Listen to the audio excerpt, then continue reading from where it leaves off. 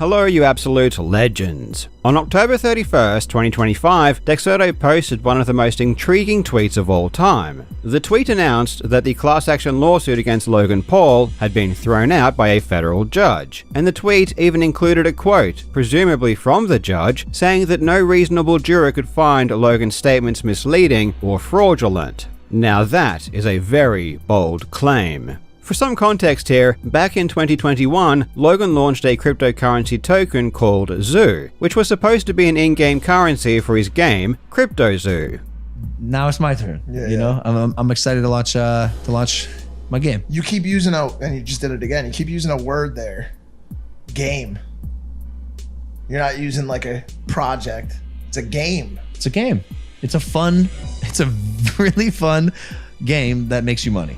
The only problem is that CryptoZoo was never released, and the tokens ended up being completely useless and valueless. Of course, with people being the naive dreamers they are, Zoo was used as a vehicle for speculation, and people lost millions gambling on the token. And it didn't help that the token was immediately rug pulled by several of the developers, who dumped their entire stash immediately upon launch, leading to a price chart that is all too familiar if you've ever seen a token peddled by these kinds of large influencers. The interesting thing about this situation, however, is that the token was supposed to be used in conjunction with a real game. Because if Logan just released another meme coin like Dink Doink, which was his previous rug pull, then it's just another shitcoin scam to add to the countless others. But in this case, Logan said there was a game coming, and it was a game that was supposed to make you money. It's a really fun game that makes you money. And because the game never eventuated, or even possibly existed, this adds another element of potential fraud. Before launching the token, Logan made representations about the project that ultimately ended up not being true. He told people that he had created a viral game and that people were already playing it. And it's interesting because we've definitely created like a viral, fun, interactive game for kids. Our developers' kids, all of them, cannot stop playing the game. Obviously, these statements were completely false. There was never a game, and thus, by the process of deductive reasoning, no one could have possibly played it. Then, in 2022, the YouTuber CryptoZoo released a 3-part video series deep diving into what he described as Logan Paul's biggest scam. And it's a very well produced series that explores what happened, who was involved, and the potential illegal activity that resulted in so many people losing their hard-earned money. The fallout from the exposure of CryptoZoo's videos led to a class action lawsuit against the company that launched the Zoo token and Logan Paul in 2023. Filed by the YouTuber Attorney Tom, who, as you can guess by his YouTube channel's name, is an attorney. After weeks of investigation and speaking to a significant number of CryptoZoo victims, we've taken legal action against CryptoZoo Incorporated, Logan Paul, Daniel Strobel, Jeff Levin, Eddie Ibanez, and Jake Greenbaum, alleging fraud, express breach of contract, implied breach of contract, unjust enrichment, violation of Delaware's prohibited trade practices, negligence, fraudulent misrepresentation, and conspiracy to commit fraud. And this class action lawsuit represented over 100 plaintiffs who lost money on the token and associated NFTs. As someone who was following the CryptoZoo fallout after watching CryptoZoo's videos, it really did seem like there was a good case for fraud against Logan Paul. The simple fact of the matter is that he lied. He lied to the public about the status of his game. And it's interesting because we've definitely created like a viral, fun, interactive game for kids. He lied about how much effort was being spent on development. We handmade art for the past 6 months, bro. Approval, very specific notes, 10 different artists making art for our project. A development team that has to be wizards because you're dealing with blockchain, people's money, transactions. Bro, we have a massive team behind it and are probably out of pocket like $1 million just because we believe it's gonna work. On development. Yeah. And he lied about the fact that the game was going to be released. Trust me, CryptoZoo is coming. I will make damn sure of it. None of these were true, and I personally believe that these were never true. So with that in mind, how is it possible that a federal judge said no reasonable juror could find Logan's statements misleading or fraudulent? Logan said there would be a game when there wasn't. It's pretty clear-cut that what he said was misleading.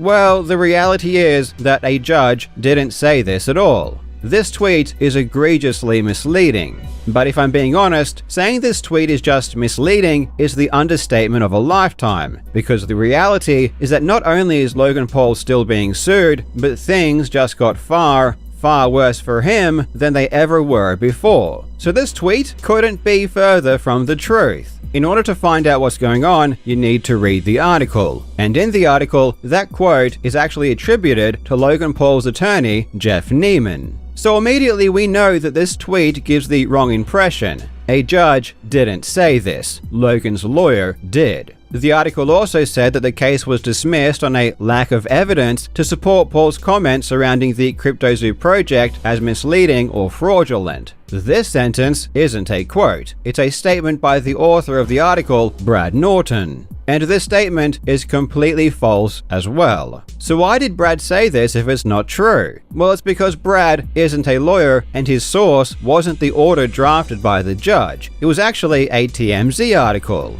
Brad didn't read or cite any legal documents, he just regurgitated what TMZ staff said, whoever that is, and didn't fact check a single thing himself. And the TMZ article didn't read or cite any legal documents either. Instead, they just unquestioningly signal boosted a quote from Logan Paul's own lawyer, who is obviously going to be the most biased person on the entire planet. In response to Logan Paul's lawyer lying about what happened, attorney Tom had this to say in a recent video he uploaded, trying to reassure everyone that no, Logan Paul didn't win, and yes, he was still being sued. So why would they run to TMZ? Why would they then take this article, put it on Logan Paul's YouTube video channel? Why would his lawyer give an exclusive interview with TMZ with his quotes then recirculated 15 million plus times? It's because I believe you, as a CryptoZoo victim, they want you to think that this case is over, when it's not. And after reading the court documents myself, I can only find myself agreeing with Tom. Logan Paul's lawyer is obviously an extremely good lawyer, and you'd want to hope so given the resources that Logan has. Logan isn't going to pay some cheapo lawyer to defend himself, he's going to pay for the best. So I can't think of any reason other than intentional dishonesty here. And obviously, the purpose of this dishonesty is to trick the public into believing Logan Paul won to attempt to fix his reputation. And they were pretty successful, at least in fooling the public and the media about what's going on. That terrible DexSoto tweet has 15 million views, and there are countless articles proclaiming that Logan Paul was cleared of all allegations. This is ridiculous. So I want to tell you what is really going on and how the media is once again being used to manipulate the public, which, as you know, I've demonstrated in great detail in the past. In contrast to DexSoto's false tweet, which has 15 million views, and all of the news articles and YouTube videos saying Logan Paul won, attorney Tom's video expressing what is really going on only has around 60,000 views. This is an unfair battle. And this isn't just some YouTube drama. People lost millions of dollars. And it's one thing for Logan to defend himself, which he has every right to do, but it's an entirely different thing for him and his legal team to so blatantly lie about the status of the lawsuit. So I'm going to do my part to try and even the scales. Here is what actually happened. This is the order submitted by the judge regarding defendant Logan Paul's Rule 12b-6 motion to dismiss. So in order to understand why the lawsuit was dismissed, we have to learn what Rule 12b-6 is. Rule 12b-6 allows for a motion to dismiss due to a failure to state a claim upon which relief can be granted. This essentially means that the complaint did not sufficiently plead the plaintiff's case. There are basic requirements that a complaint must meet, otherwise the defendant can dismiss it before trial with a motion. And that's exactly what Logan Paul did. He submitted a motion to dismiss because the complaint was not specific enough and did not provide enough of a factual basis for its conclusions. For example, the motion to dismiss argued that plaintiff's first amended complaint fails to adequately distinguish among defendants at every turn. Mr. Paul should not have to pass through the complaint and attempt to infer which claim may or may not be directed at him and on what grounds. It also argued that no plaintiff pleads the circumstances of his fraud-based claims with particularity. The individual plaintiffs and co-lead plaintiff allege only their date and location of purchase, the amount spent, and the amounts allegedly lost on CryptoZoo products. They do not specify which CryptoZoo products they purchased, how they lost money, what caused their losses, on what representations or omissions they relied, when they relied, or why they purchased CryptoZoo. The entire motion is long, but we know that all of the arguments will be centered around the deficiencies in the complaint, because it's a motion to dismiss based on a specific rule, which deals entirely around the pleadings and what they supposedly fail to state correctly. And the judge agreed with Logan Paul. They concluded that the complaint was insufficient on its face. One of the claims in the complaint was fraudulent misrepresentation. It alleged that Logan Paul made false statements about the game and used the examples of Logan saying that CryptoZoo is so fun and a really fun game that makes you money.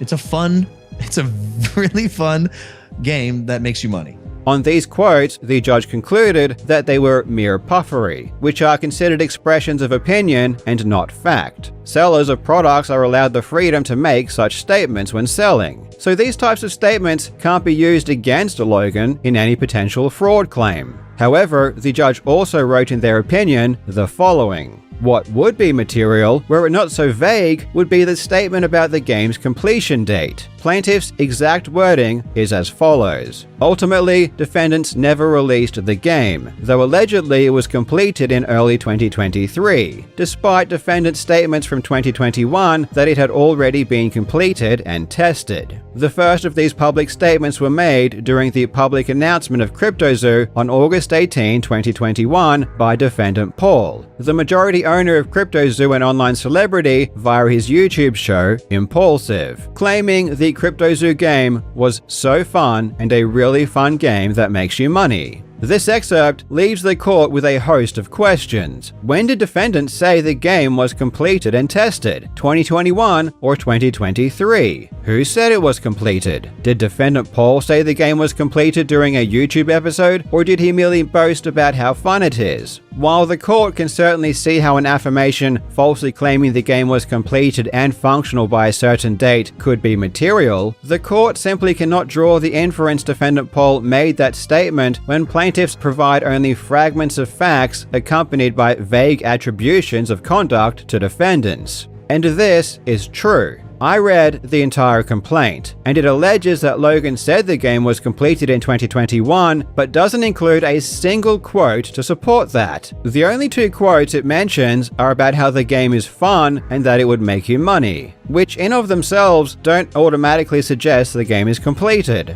Basically, the complaint made a lot of claims, but didn't support them with any facts. This was shocking to me when I read the complaint. It's really bad. I mean, I showed this exact clip earlier.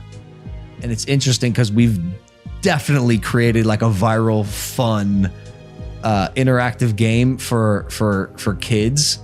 Here, Logan clearly said they have definitely created a really fun game. This is him literally saying the game has been created, past tense, not that they are creating a game. This can't be interpreted in any other way, and this was in August 2021 before they launched the CryptoZoo token. And he also said the developers' children were playing the game, which does confirm the game was being tested. Our developers' kids, all of them, cannot stop playing the game. Thus, he did represent that the game was completed and tested. You know, these art websites about Animal Fusion, and I said, yo, I should 100% gamify this. Let's make a fun game where like people can live out their wildest dreams and breed animals that they never could before in very hyper-realistic fashion. Make them NFTs, provide an ecosystem around it, gamify it, and now like we have a complete platform. However, these quotes and representations, which do support the conclusion that Logan said the game was completed in 2021, weren't in the complaint. The complaint was, to put it bluntly, dog shit. What the complaint also failed to do was state clearly that the plaintiffs relied on Logan's false statements when making their purchase. In my recent video on The Completionist, I explained the jury instructions for theft by false pretense, and one of the things that the prosecution needed to prove was that the victim relied specifically on the false pretense when giving up ownership of their property. And finally, the third element is that the owner let the defendant take possession and ownership of the property because the owner relied on the representation or pretense. This is critical. Gerard admits he lied to deceive people. It's demonstrable that he did this trying to get people to donate their money. But can we prove that donors relied upon those specific false pretenses when making donations? The jury can't just take for granted that people wouldn't have donated if they were told the truth. The prosecution has to prove it. And in order to prove it, they need witness testimony, i.e. statements from victims. In that case, it was jury instructions for a crime in California, so it won't be exactly the same as the CryptoZoo lawsuit, which is a civil case filed in federal court, but the idea of reliance is universal and does also apply here. And the complaint didn't specify at all how the plaintiffs relied on any specific false statements by Logan when making their purchase. Talking on this exact point, the judge said, "This is ultimately where plaintiffs' fraud claims fall short. Assuming plaintiffs adequately attributed this statement, defendant Paul publicly announced the game was completed and tested on his YouTube channel on August 18, 2021. The vast majority of plaintiffs purchased CryptoZoo products on or after that date. So presumably, most could have heard defendant Paul's statement, believed in the availability of a finished product, and purchased accordingly. But plaintiffs only allege defendants misrepresented the status of the CryptoZoo game to entice Paul's loyal online fans and the public into investing into CryptoZoo products and then failed to ever provide a functional CryptoZoo game to use said CryptoZoo products. Based on plaintiffs' vague assertion alone, it is not clear which plaintiffs, if any, heard defendant Paul's initial promotion statement, let alone acted in reliance on it. For this reason, plaintiffs' indeterminate allegation of reliance on defendant Paul's initial promotion statement runs afoul of Rule 9b. Rule 9b says that in alleging fraud or mistake, a party must state with particularity the circumstances constituting fraud or mistake. The complaint alleges fraud, but doesn't explicitly say which false statements the plaintiffs relied upon when purchasing and how it affected their decision, and you need to do this when alleging fraud. It is not enough to just show that a statement was false. It's entirely possible that Logan made false statements about the game, but those statements weren't consequential. What is more likely is that people were buying tokens and NFTs simply to speculate on the market. And if that's the case, you can't pin that on Logan, even if his claims about the game were false. Maybe the plaintiffs really did buy the token because Logan said the game was already created, but they don't say that in the complaint, and the court cannot allow this kind of assumption. So the judge dismissed the lawsuit because the complaint was bad and didn't particularize what it needed to. This could be because there is, in fact, no legitimate case and therefore no facts to present, or it could just be incompetence by the plaintiff's lawyers. We don't know, and neither does the judge, which is why he also gave them leave to amend the complaint, saying, "And yet, given the potential strength of plaintiffs' assertions, if adequately pled as to their fraud claims, the court believes they should be afforded the opportunity to amend. If plaintiffs can plead reliance with more specificity, that is, the who, what, when, where, and how, as to defendant Paul's fraudulent statements, they should be allowed to do so. Words matter. And if plaintiffs did indeed rely on defendant Paul's statements to their detriment, he should be held accountable for this." So the lawsuit was technically dismissed, but they were given a chance to do a better job and file a new complaint, which is exactly what they did. It's important to understand that in this pre-trial stage, the judge isn't weighing evidence or doing any kind of fact-finding. The judge is only taking the pleadings at face value and making a determination on whether or not, if proven, there could be a case. So when Logan's lawyer tells TMZ that the district judge reaffirmed that ruling, holding once again that no reasonable juror could find Logan's statements misleading or fraudulent, he is lying about what the judge said. The judge didn't say this at all, and this is purely a false statement for PR purposes. And it worked. TMZ and Dexerto fell for this misrepresentation hook, line, and sinker, which resulted in that atrocious tweet. Logan also continued to misrepresent the status of the lawsuit. He uploaded a video flat out saying that the plaintiffs lost and said this: to be validated by the federal court, the United States judicial system, in what I've been saying for the past 3 to 4 years. I didn't scam anyone. I'm innocent, and that this Logan Paul is a scammer narrative is absolute bullshit.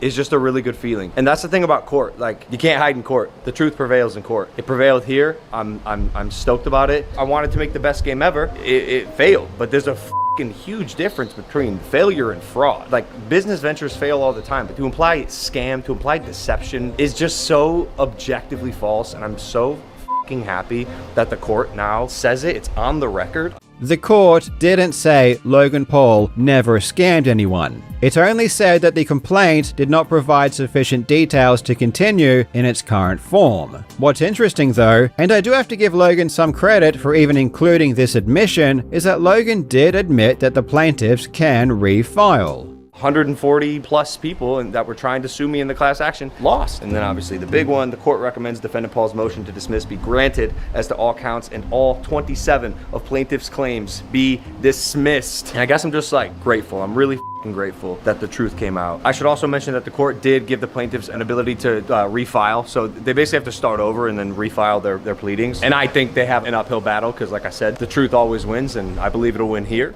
If the truth already came out, why could they refile? If they lost, why could they refile? This obviously makes zero sense. The judge cannot and did not assess what is true or not. It's not their job. In fact, the judge straight up said that if the core allegations in the complaint were demonstrated, it would be fraud. The judge said, the court believes in making the statements in 2021, knowing they were untrue, as evidenced by his 2024 alleged admission, defendant Paul's purpose was dishonest, and he acted with the intent to deceive plaintiffs into purchasing CryptoZoo products. Accordingly, plaintiffs have adequately pled the first requirement, actual fraud. Once again, it has to be pointed out and stressed that the judge isn't saying these allegations are true, just that if they are true, it would be fraud. And the onus is on the plaintiffs to prove it, which I personally believe they have a good chance in doing so. So no, Logan Paul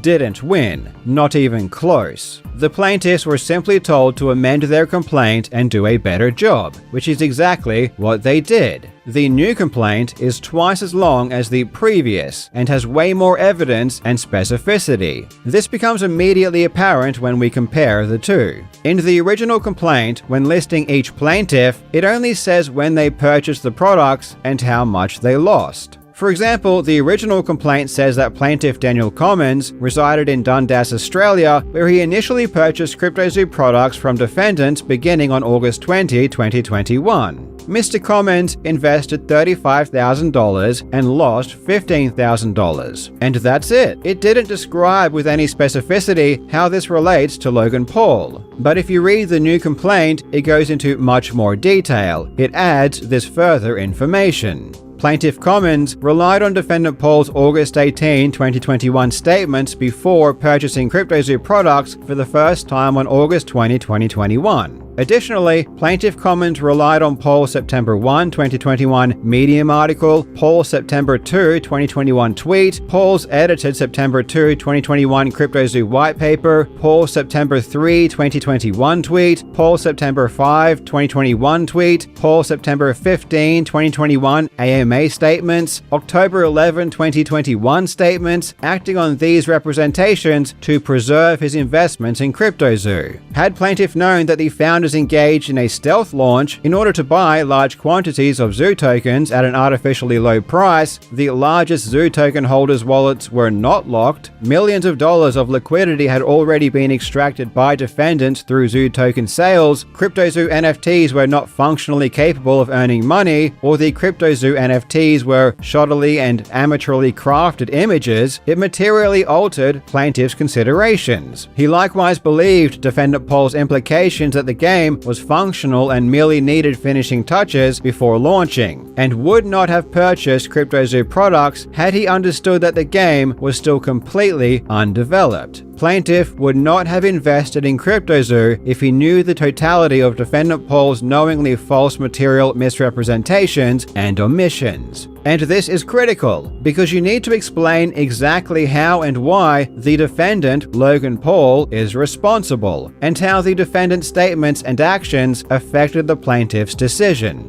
which they have now done in the new complaint. So it's not just that Logan Paul didn't win, the plaintiff's case is now much stronger than ever. And on top of this, all of those quotes that I showed where Logan Paul straight up said they had created a game and kids were already playing it, these are now included, which I was extremely happy to see. In fact, after the motion to dismiss was granted and I read the complaint, I was so perplexed that these quotes weren't already included that on November 3rd I even emailed attorney Tom hoping he would include them in his new filing. And in a video she uploaded a few days ago, Legal Bytes expressed how important that exact quote was.